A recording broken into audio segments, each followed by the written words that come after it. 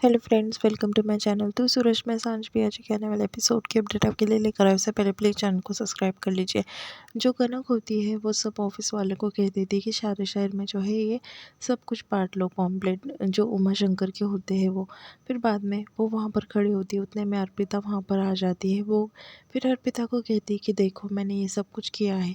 फिर उमा शंकर के बारे में सब कुछ बता देती है। तभी अर्पिता जो है वो कहती है कि कनक मैं तुम्हारे लिए बहुत खुश हूँ। कनक को कहती है कि पर ये जो सेक्टर इसमें जो तुम काम कर रहे हो तो इसमें तुम फ्री में सबको सर्विस दे रहे हो तो तुम्हारे कई दुश्मन बन सकते हैं, क्योंकि लोगों को काफ़ी नुकसान हो जाएगा। इसलिए वो काम तो अच्छा कर रहा है। दूसरी तरफ जो उमा होता है वो पहुंच जाता है और पट्टी वगैरह कर देता है। जिसका एक्सीडेंट हो जाता है वहाँ पर एम्बुलेंस लेकर एक आदमी आ जाता है और फिर वो उमा की वहाँ पर देख लेता है बाइक एम्बुलेंस।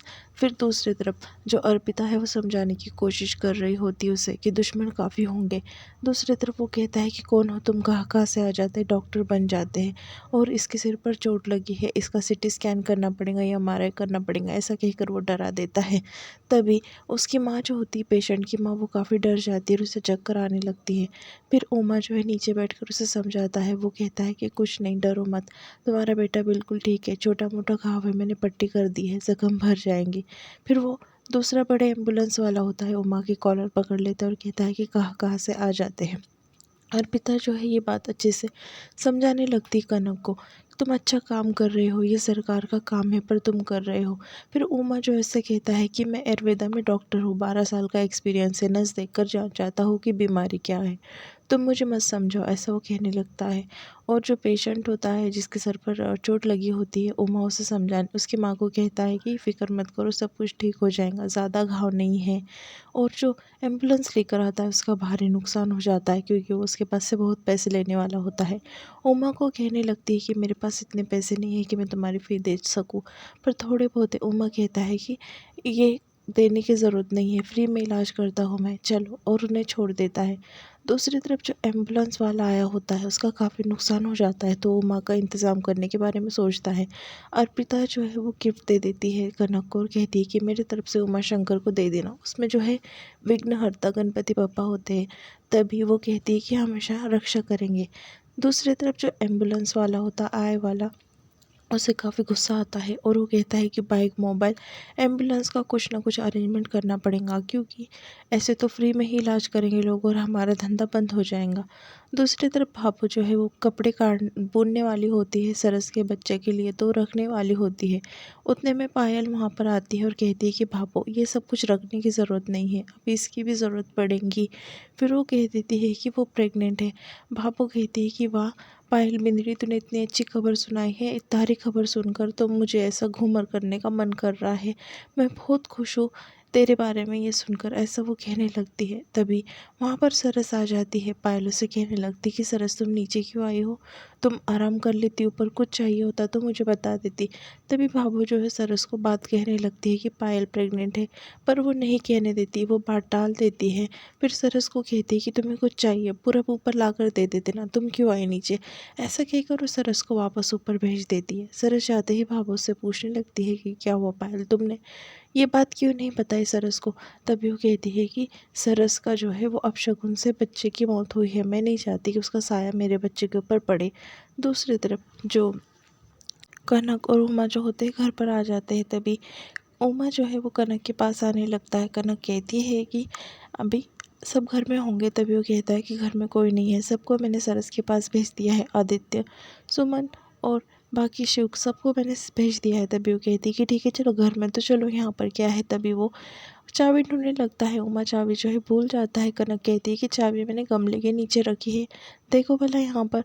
तभी चाबी कहीं नज़र नहीं आती। फिर ऊपर के गमले में ढूंढने लगते हैं। तभी कनक को वो गोद में उठा लेता है। तभी कनक जो उसके पास देखकर काफ़ी शर्माने लगती है और गमला जो है नीचे गिर जाता है। कनक कहती है कि पहले चाबी ढूंढ लेते हैं। फिर वो गोल गोल घूमते हुए दरवाजे के पास आ जाते हैं। तभी दरवाज़ा अचानक से खुल जाता है। तभी उमा और कनक को डाउट आता है कि घर में कोई घुस गया है।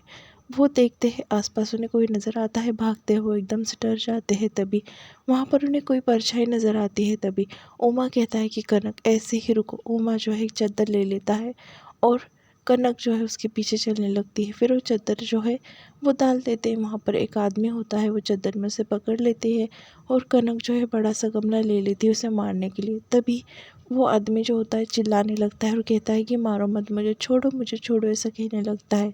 वो कहता है कि मुझे मारो मत। फिर बाद में उसके ऊपर की चादर उठाते हैं। तभी वो आदमी को कोई नहीं पहचान पाता, ना कनक पहचान पाती है, ना उमा शंकर पहचान पाता है। तभी वो अनजान आदमी कहने लगता है कि पहचाना नहीं मुझे। तभी वो कहता है कि कौन, मैंने नहीं पहचाना। कनक वो कहता है कि ठीक है, बहू ने तो नहीं पहचाना, तुम्हें तो मेरे पाँव छूना चाहिए, तो तुम तो है मुझे मार रही हो। तभी वो कहती है कि कौन, मैंने तो नहीं पहचाना आपको। और उमा कहता है कि मैंने भी नहीं पहचाना।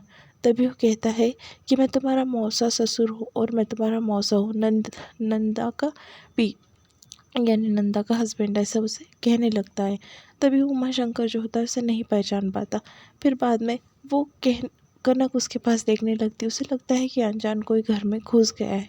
फिर वो कहता है और रिश्ता दिखाने लगता है कि मैं नंदा का हस्बैंड हूँ। फिर बाद में कनक को ज़बरदस्ती कहने लगता है कि पाँव छुओ। तभी कनक जो है सोच में गिर जाती है। उमा को कहने लगता है कि बहू का तो समझ में आता है, पर तू भी माने को भूल गया। फिर बाद में वो पैसे निकालता है और 11 रुपये ज़बरदस्ती दे देता है हाथ में कनक के, और कनक से कहने लगता है कि चलो अब मुँह दिखाई का शगुन तो ले लिया, अब पाँव छुओ जल्दी से। तभी उमा के पास देखने लगती है कनक। उमा उसे इशारे से पाँव छूने के लिए कह देता है। फिर दोनों जो है साथ में पाँव छू लेते हैं। फिर बाद में कनक वहाँ पर खड़ी होती है। फिर जो मौसा होता है वो कान पकड़ लेता है उमा के और कहता है कि गमले के नीचे कोई चाबी रखता है क्या? बड़ों ने सिखाया नहीं क्या? ऐसे चाबी रखूंगी तो चोर घर में घुस जाओगे।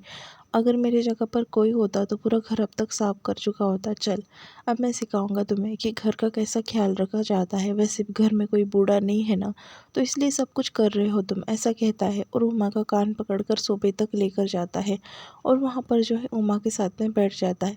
कनक नीचे बैठने लगती है। तभी मौसा उसे रोक लेता है और कहता है कि बहुए बैठती नहीं है, खड़े रहती है, जा जल्दी जाकर मेरे लिए जो है केसर वाला दूध बना कर ला, थकान हो गई है थोड़ी सी। फिर जो कनक होती है वो देखने लगती है उसके पास। फिर बाद में उमा को इशारा करते हुए जो है वो किचन में बुलाती है। फिर उमा कहता है कि ठीक है, मैं लेकर आता हूँ मौसा दूध। फिर बाद में वो कहता है कि तुम कमरे में चलो, मैं तुम्हें कमरा दिखा देता हूँ। तभी मौसा कहने लगता है कि अब तक तुमने मुझे मेहमान ही समझा है, मैं जानता हूँ नंदा का जो कमरा है वो ही मेरा कमरा होगा। और वो कमरे की डायरेक्शन भी उसे दिखा देता है, यानी कमरा कहाँ पर है। तभी वो चौंक जाता है थोड़ा सा। फिर बाद में कनक के साथ में जो है वो किचन में खड़ा होता है। कनक जो है केसर वाला दूध बना रही होती है। तभी कनक कहती है कि ऐसा कैसा, मेरा तो छोड़ो, तुमने भी नहीं पहचाना उन्हें, और यहाँ पर मासा भी नहीं है जो मासा जो है वो बता सके कि यही है हमारे मौसा जी। आजकल बहरूपिया कितने घर में घुस रहे हैं। दूसरी तरफ मौसा जी है पूरे घर को देखने लगते और कहते हैं घर तो चोखा लागे से। कनक को जो है थोड़ा सा डाउट आ जाता है मौसा जी पर। और यहाँ पर एपिसोड जो है खत्म होता है। Please subscribe.